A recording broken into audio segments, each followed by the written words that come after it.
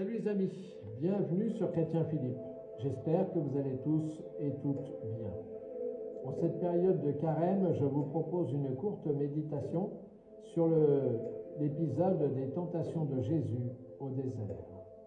Évangile de Jésus-Christ selon saint Luc, au chapitre 4, versets 1 à 13. Jésus, rempli de l'Esprit Saint, revint du Jourdain, et il était mené par l'Esprit Saint à travers le désert.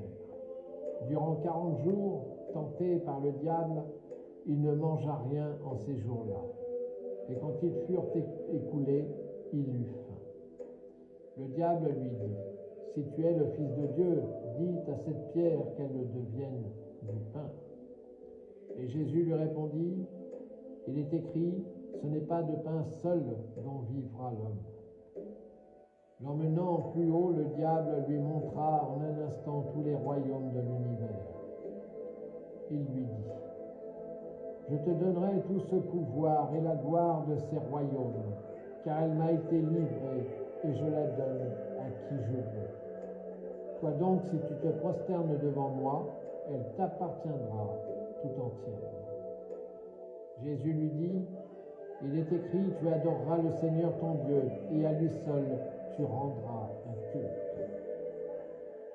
Puis il le mena à Jérusalem, le plaça sur le pinacle du temple et lui dit, « Si tu es le Fils de Dieu, jette-toi en bas, car il est écrit, il donnera pour toi des ordres à ses anges, afin qu'ils te protègent. Et encore, sur leurs mains ils te porteront, de peur que ton pied ne heurte quelque pierre. » Mais Jésus lui répondit, « Il est dit, tu ne tenteras pas le Seigneur ton Dieu. » Ayant ainsi épuisé toute tentation, le diable s'éloigna de lui.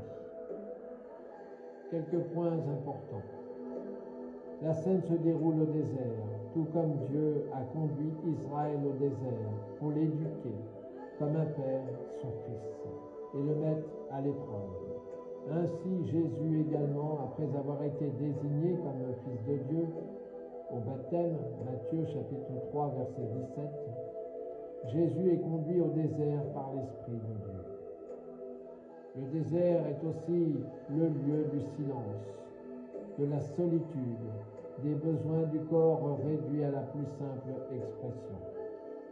Bref, rien ne vient parasiter la proximité avec Dieu. Vous remarquerez que le diable commence toujours ses propos par « si tu es le Fils de Dieu », ce qui sous-entend « prouve-le, montre-nous tes aptitudes à être Fils de Dieu ».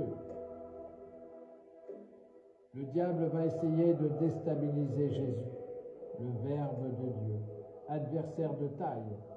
C'est un véritable challenge. Pour commencer, il flattera les besoins physiques les plus élémentaires dans l'objectif d'idolâtrer nos corps mortels. Ce à quoi Jésus remettra bien vite de l'ordre, l'important étant d'abord la nourriture céleste, puis la nourriture charnelle. La deuxième tentation repose sur la soif du pouvoir, l'ego personnel, le pouvoir. Le diable propose un deal à Jésus. « Soumets-toi à moi et tu seras promu. » Pour dominer selon tes souhaits. Encore manqué. Le Christ lui rappelle que Dieu seul est digne de recevoir l'adoration et le culte qui lui est dû. Bref, la tentative de crime de lèse-majesté échoue également.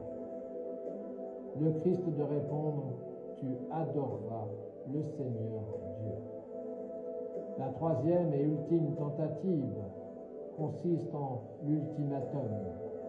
Le diable incite Jésus à se jeter dans le vide, prétextant que Dieu donnerait des ordres à ses anges pour éviter que Jésus se blesse.